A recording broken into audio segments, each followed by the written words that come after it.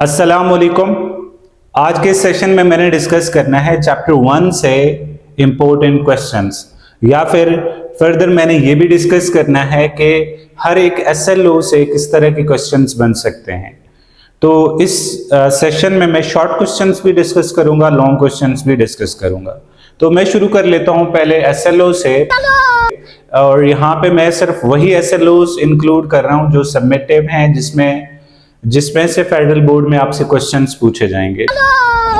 तो पहला जो सबमिटिव एसएलओ है वो कुछ इस तरह से है: expressed derived units as a product और quotient of SI base unit. ये हमारे पास पहला एसएलओ है और इसमें से आपके पास अंडरस्टैंडिंग लेवल के क्वेश्चंस पूछे जाएंगे। तो अब इससे रिलेटेड क्वेश्चंस क्या हो सकते हैं? सबसे पहले ये आपकी एक्सरसाइज का एक क्वेश्चन है, express the unit of following derived quantities in terms of base units. कि आपके पास ये जो आपके पास डिराइव्ड क्वांटिटीज हैं, इनकी यूनिट्स को आपने बेस यूनिट्स की फॉर्म में एक्सप्रेस करना है। तो ये आपका एक्सरसाइज का क्वेश्चन है। इसमें ये हो सकता है कि फोर्स की बजाय वहां पे आपको कोई और चीज दे दें, टॉर्क दे दें या फिर एंगुलर मोमेंटम दे दें। ये वैल्यूज या ये फिर बेस क्वांटिटीज चेंज हो सकती है, लेकिन आपसे किसी एक क्वांटिटी के मतलब पूछा जा सकता है कि उसकी यूनिट्स को आप बेस यूनिट्स की फॉर्म में एक्सप्रेस करें। फॉर एग्जांपल वो आपसे ये कहता है कि express unit of force as या unit of force in terms of base unit express करने को कहे, तो आपने फोर्स की यूनिट जो कि जाउल है उसको बेस एसआई यूनिट्स में एक्सप्रेस करना है या कन्वर्ट करना है। इस तरह से वर्क के लिए भी, पावर के लिए और बाकी चीजों के लिए आप इसको चेक करेंगे। इसके अलावा यहाँ से प्रॉब्लम नंबर 4 भी इसी एसएलओ से रिलेटेड है, जिसमें आपको एक फॉर्मूला गिवन होता है F is equal to CRV, और इसमें आपको कहा जा रहा है कि ये जो C है इसकी बेस यूनिट्स क्या होंगी। अगर आपको फोर्स की बेस यूनिट्स का पता है जो कि किलोग्राम मीटर पर सेकंड स्क्वायर है, और यहाँ से R की यूनिट्स मीटर होती है, और जो वेलोसिटी है इसकी यूनिट मीटर पर सेकंड है। ये यूनिट्स आप पुट कर लेंगे। उसके बाद यहाँ पे जो यूनिट्स हैं उनको आप इक्वेशन के साइड पे डिवाइड कर लेंगे, और उसके बाद आप यहाँ से C की यूनिट्स को सिंप्लीफाई करके निकाल लेंगे। तो ये भी आपके पास एक्सरसाइज का न्यूमेरिकल नंबर 4 भी इसी एसएलओ से रिलेटेड है। और याद रखना यहाँ से कौन से क्वेश्चन आएंगे? अंडरस्टैंडिंग लेवल के क्वेश्चन आएंगे। तो इसके बाद हम एसएलओ 2 की तरफ चलते हैं। एसएलओ 2 ये है: analyse the homogeneity of physical equation through dimensional analysis. कि आप किसी भी इक्वेशन की होमोजेनिटी को एनालाइज करें कि क्या गिवन इक्वेशन होमोजेनियस है या नहीं। होमोजेनियस इक्वेशन कौन सी होंगी? जिनकी लेफ्ट साइड की जो डायमेंशंस हैं वही राइट साइड की डायमेंशंस के इक्वल हो जाएं, तो आप कहते हैं कि आपकी जो इक्वेशंस हैं वो आपके पास क्या है? होमोजेनियस है। तो इससे रिलेटेड क्वेश्चंस क्या आ सकते हैं? Show that the following equations are dimensionally correct. या ये भी इसकी स्टेटमेंट ये भी हो सकती है, कोई भी एक इक्वेशन आपको दे सकते हैं। ये वो इक्वेशंस हैं जो कि फेडरल बोर्ड में पहले पूछी गई हैं, इस वजह से मैंने यहाँ पे सारी इक्वेशंस लिखी हैं। फॉर एग्जांपल आपको ये कहते हैं show that VF is equal to VI plus AT is dimensionally correct. ये भी हो सकता है। इसके अलावा ये भी हो सकता है कि show that VF is equal to VI plus AT is homogeneous equation, के इसकी लेफ्ट साइड की डायमेंशन और राइट साइड की डायमेंशन इक्वल है। ये भी आ सकता है show that VF is equal to VI plus AT is consistent equation या डायमेंशनली कंसिस्टेंट इक्वेशन। तो उस सूरत में भी आपने इनकी डायमेंशन लेफ्ट साइड की और राइट साइड की आपस में इक्वल प्रूव करनी है कि जो लेफ्ट साइड की डायमेंशन है वही राइट साइड की डायमेंशन है।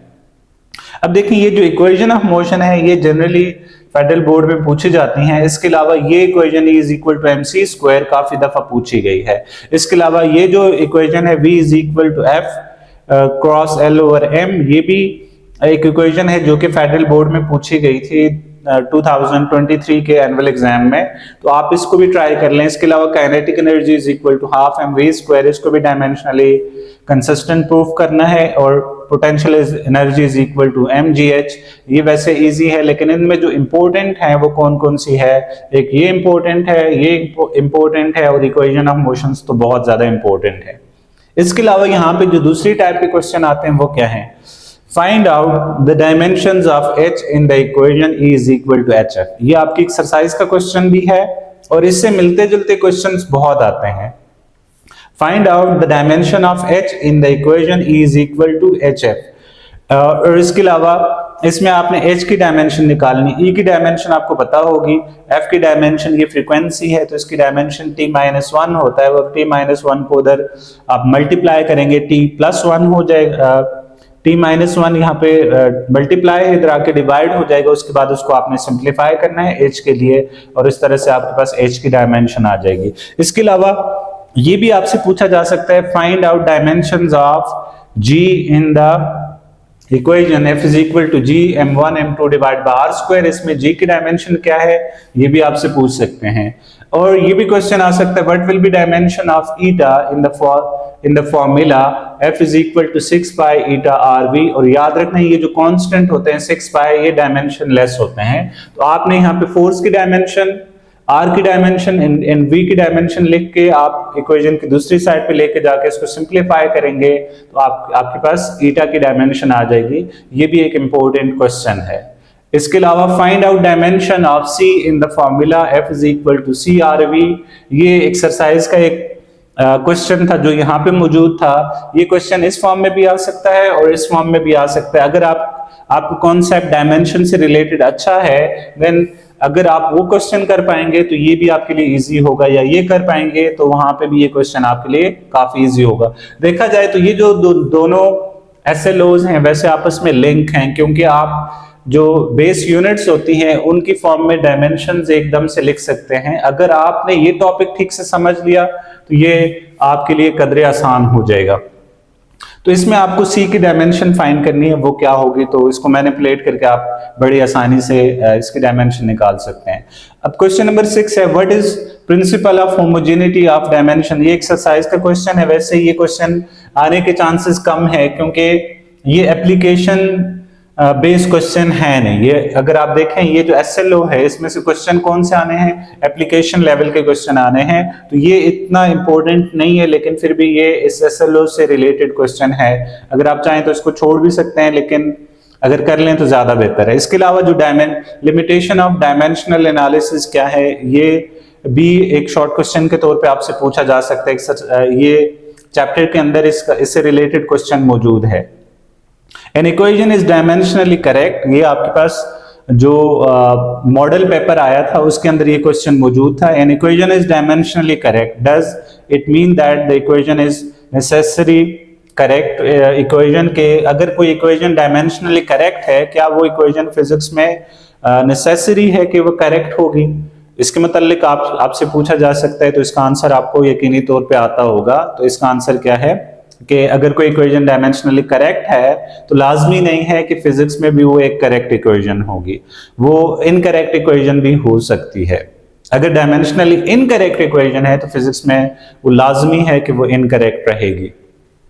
अब इसके बाद नेक्स्ट SLO की तरफ चलते हैं। इसके बाद अगर मैं SLO नंबर 3 की बात करूं जो कि समेटिव SLO है, उसकी स्टेटमेंट ये है, derive formula in simple cases through using dimensional analysis, कि डायमेंशनल एनालिसिस का इस्तेमाल करके आप सिंपल केसेस के लिए फॉर्मूला डिराइव करें। ये जो SLO है ये लॉन्ग क्वेश्चन के लिए बहुत ज्यादा इंपॉर्टेंट है। फेडरल बोर्ड में और बाकी बोर्ड्स में हमेशा इससे लॉन्ग क्वेश्चन देखने को मिले हैं, और यहाँ पे मैं सैंपल के तौर पे कुछ रिलेटेड क्वेश्चन लिख रहा हूँ। तो देखिए पहला जो क्वेश्चन है वो क्या है, derive formula for time period of simple pendulum using dimensional analysis, के time period of simple pendulum के लिए फॉर्मूला डिराइव करें यूजिंग डायमेंशनल एनालिसिस। अगर ये क्वेश्चन आपको बोर्ड में पूछा जाएगा तो इसके साथ कुछ एक्स्ट्रा इंफॉर्मेशन दे देंगे कि टाइम पीरियड में depend upon length of pendulum, mass of pendulum, gravitational acceleration and angle through which the Bob is displaced. इस तरह की एक्स्ट्रा इंफॉर्मेशन भी आपको गिवन होगी, उसके बाद आपने इसको डिराइव करना है। इसके बाद जो दूसरा क्वेश्चन है वो क्या है, देखें ये जो क्वेश्चन है 2022 में फेडरल बोर्ड में ये पूछा गया है। तो ये क्वेश्चन की स्टेटमेंट उस वक्त ये थी, when a solid sphere moves through a liquid, the liquid opposes the motion with a force F। जब कोई लिक्विड के अंदर कोई सॉलिड स्फीयर मूव करता है तो लिक्विड उसकी मोशन को अपोज करता है by a force F। The magnitude of force depends on the coefficient of viscosity eta having dimensions of that much of the liquid। तो ये जो फोर्स है नंबर 1 किस चीज पे डिपेंड कर रही है, कोएफिशिएंट ऑफ विस्कोसिटी पे डिपेंड कर रही है, the radius r of the sphere and velocity v of sphere इस पे भी डिपेंड कर रही है। assuming that force is proportional to different powers of quantities, these quantities, guess the formula for force using the method of dimensions। अरे कहना क्या चाहते हो? तो डायमेंशन एनालिसिस का इस्तेमाल करके आपने फोर्स के लिए फॉर्मूला ड्राइव करना है और इसका फॉर्मूला कुछ इस तरह से आएगा, F is equal to 6 pi eta R V. ये फॉर्मूला ड्राइव करने को आपको कहा जा रहा है। तो ये लॉन्ग क्वेश्चन के लिए दोनों क्वेश्चंस बहुत ज्यादा इंपॉर्टेंट है। इसके अलावा ये क्वेश्चन भी आ सकता है, derive formula for kinetic energy, it में depends upon mass and velocity of moving object. तो ये भी एक लॉन्ग क्वेश्चन के तौर पे आपसे या शॉर्ट क्वेश्चन के तौर पे ये आपसे पूछा जा सकता है, क्योंकि ये थोड़ा आसान है तो ये शॉर्ट क्वेश्चन में भी आ सकता है। इसके अलावा जो आपके असाइनमेंट है 1.2 ये भी इसी SLO से रिलेटेड है और ये भी शॉर्ट क्वेश्चन के लिए इंपॉर्टेंट है। जनरली ये जो SLO है लॉन्ग क्वेश्चन के लिए बहुत ज्यादा इंपॉर्टेंट है, इससे हमेशा लॉन्ग क्वेश्चन देखने को ही मिले हैं। अब SLO नंबर 4 है, analyse and critic the accuracy and precision of data collected by measuring instrument। के precision और accuracy को आप एनालाइज करें और उसको क्रिटिक कर लें जो डेटा किसी भी मेजरिंग इंस्ट्रूमेंट से हासिल होता है। तो देखें इससे रिलेटेड जो क्वेश्चन है सबसे इंपॉर्टेंट क्वेश्चन ये होता है, differentiate between precision and accuracy. ये बहुत ज्यादा इंपॉर्टेंट क्वेश्चन है, ये कई दफा बोर्ड एग्जाम में ये क्वेश्चन देखने को मिला है। इसके अलावा एक और क्वेश्चन मैंने यहाँ पे खुद से वैल्यूज एज्यूम की हैं, आप इसकी जो वैल्यूज हैं ये डिफरेंट हो सकती हैं, तो इस तरह के क्वेश्चन आ सकते हैं, तो आप इसको जरा देख लें। ये एग्जांपल क्वेश्चन है यहाँ पे, length of 1.2 metre is measured using metre rod with least count of 1 millimeter. Another length of 0.1 millimeter is measured using screw gauge with least count of 0.01 millimeter. Which of the following two measurements is more precise and why? कि इन दोनों में से कौन सी measurement ज्यादा precise होगी, and which one is more accurate and why? इन दोनों में से कौन सी ज्यादा एक्यूरेट होगी। तो दो मेजरमेंट्स है हमारे पास, एक ये मेजरमेंट है और ये ली गई है विद मीटर रॉड जिसका लीस्ट काउंट है 1 मिलीमीटर, और दूसरी जो मेजरमेंट है वो हमारे पास है 0.01 मिलीमीटर। उसको मेजर किया गया है यूजिंग स्क्रू गेज जिसका लीस्ट काउंट है 0.01 मिलीमीटर। तो हमें पता है कि जो लीस्ट काउंट होता है, जो एक्यूरेसी एंड प्रिसीजन है, ये दो चीजों पे डिपेंड करती है। नंबर 1 प्रिसीजन की बात करें तो वो लीस्ट काउंट पे डिपेंड करती है, जितना कम लीस्ट काउंट होगा उतना ज्यादा वो इंस्ट्रूमेंट प्रिसाइज हो जाएगा। तो हमारे पास दो इंस्ट्रूमेंट है, metre rod and screw gauge. Metre rod का जो लीस्ट काउंट है 1 मिलीमीटर है और स्क्रू गेज का जो लीस्ट काउंट है 0.01 मिलीमीटर है। तो अब इन दोनों में से ज्यादा कम लीस्ट काउंट किसका है, तो डेफिनेटली स्क्रू गेज का लीस्ट काउंट कम है, तो वो ज्यादा आपके पास क्या है, प्रिसाइज है, और जो मीटर रॉड होगा वो लेस प्रिसाइज होगा। अब जो एक्यूरेसी की बात करें, एक्यूरेसी डिपेंड करती है परसेंटेज अनसर्टेनिटी पे। परसेंटेज अनसर्टेनिटी किसकी ज्यादा होगी, देखें हमारे पास जो स्क्रू गेज है उसकी लेंथ कितनी मेजर की गई है 0.01 और उसका जो लीस्ट काउंट है वो भी 0.01 है। तो यहाँ पे जो अनसर्टेनिटी होगी वो बहुत ज्यादा होगी, तो यहाँ पे परसेंटेज अनसर्टेनिटी तकरीबन 100% बन रही है।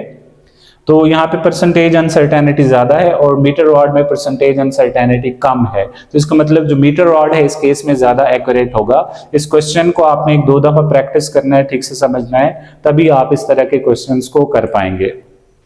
अब अगले SLO के लिए मुझे बोर्ड को एक दफा फिर रेज करना पड़ेगा।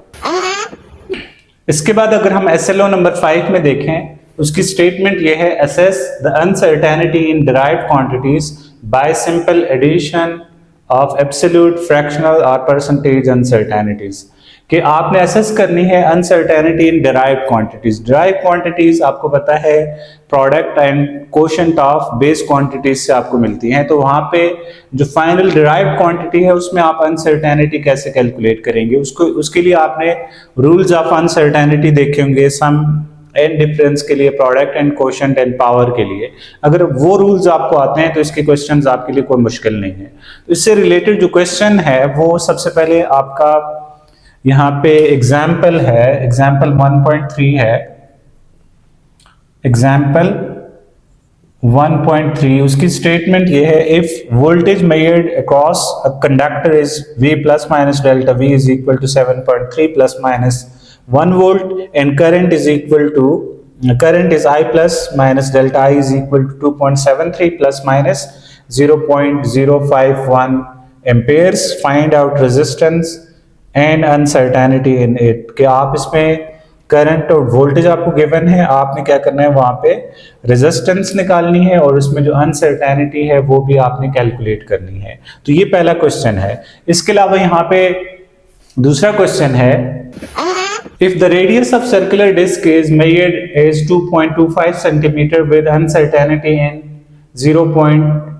plus minus 0.01 centimeter, find its surface area with uncertainty in it। कि आपको किसी भी सर्कुलर डिस्क का रेडियस गिवन है और आपको उसमें अनसर्टेनिटी भी गिवन है, आपने इसके एरिया में अनसर्टेनिटी कितनी है ये भी बताना है। तो ये भी एक इंपॉर्टेंट क्वेश्चन है, याद रखना। ये जो आपके पास SLO है ये भी लॉन्ग क्वेश्चन के लिए ज्यादा इंपॉर्टेंट है। और इसके बाद यहाँ पे जो assignment 1.3 problem number 3 short question number 7 ये भी इसी SLO से रिलेटेड हैं। तो याद रखना ये जो SLO है लॉन्ग क्वेश्चन के लिए बहुत ज्यादा इंपॉर्टेंट है। इसके अलावा ये जो क्वेश्चन है ये भी इससे रिलेटेड है। The percentage uncertainty in measurement of mass and speed are 2% and 3% respectively। Calculate percentage uncertainty in kinetic energy। कि kinetic energy में कितनी परसेंटेज अनसर्टेनिटी होगी वो कैलकुलेट करने को कहा जा रहा है। इसके बाद जो लास्ट SLO है इस टॉपिक का वो है justify why all measurements contain uncertainty. कि जस्टिफाई करें तमाम मेजरमेंट्स में अनसर्टेनिटी होती है। ये जो SLO है ये इटसेल्फ एक बहुत ज़्यादा इंपॉर्टेंट क्वेश्चन है। इसकी वर्डिंग को चेंज करके मैंने यहाँ पे SLO बेस्ड क्वेश्चन या फिर रिलेटेड क्वेश्चन के तौर पे लिखा है, why measurements contain uncertainty explain. कि क्यों मेजरमेंट्स में हमेशा अनसर्टेनिटी होती है एक्सप्लेन करना है। आगे जो नेक्स्ट इसमें इंपॉर्टेंट क्वेश्चन है, differentiate between systematic and random errors with example. के सिस्टमैटिक और रैंडम एरर में क्या फर्क है, एग्जाम्पल के साथ इसको एक्सप्लेन करें। ये भी एक बहुत ज्यादा इंपॉर्टेंट क्वेश्चन है और ये क्वेश्चन ऑलरेडी मैंने डिस्कस कर लिया है। तो ये यहाँ पे मैंने तमाम SLOs जो कि चैप्टर नंबर 1 मेजरमेंट है उससे रिलेटेड तमाम SLOs को मैंने यहाँ पे डिस्कस कर लिया, उनसे रिलेटेड क्वेश्चंस भी बता दिए हैं आपको। उम्मीद है आप इन्हीं क्वेश्चंस को या इससे मिलते जुलते क्वेश्चंस से आप तैयारी करेंगे तो आपके मार्क्स बेहतर हो सकेंगे। अच्छा, इसके अलावा एक और चीज जो मैं भूल गया था वो है जी शॉर्ट MCQs आप कैसे तैयार करेंगे। देखें MCQs की जितनी ज्यादा आप प्रैक्टिस करेंगे उतनी अच्छी आपकी तैयारी होगी। MCQs जनरली ऐसा होता नहीं है कि मैं कुछ इंपॉर्टेंट MCQs आपको बताऊं और वही आए। MCQs के लिए आपके अगर कॉन्सेप्ट बहुत अच्छे हैं तो आप MCQs सॉल्व कर पाएंगे, उसमें अच्छे मार्क्स ले सकेंगे। तो MCQs के लिए भी अगर आप SLOs को और उनसे रिलेटेड क्वेश्चंस को ठीक से समझेंगे तो इंशाल्लाह आपके MCQs भी अच्छे हो जाएंगे। उम्मीद है आपको ये सारा कुछ समझ आ गया होगा। आप इसी SLOs के तहत आप अपनी तैयारी करेंगे। मिलते हैं किसी और लेक्चर में। अल्लाह हाफिज। क्या बात है।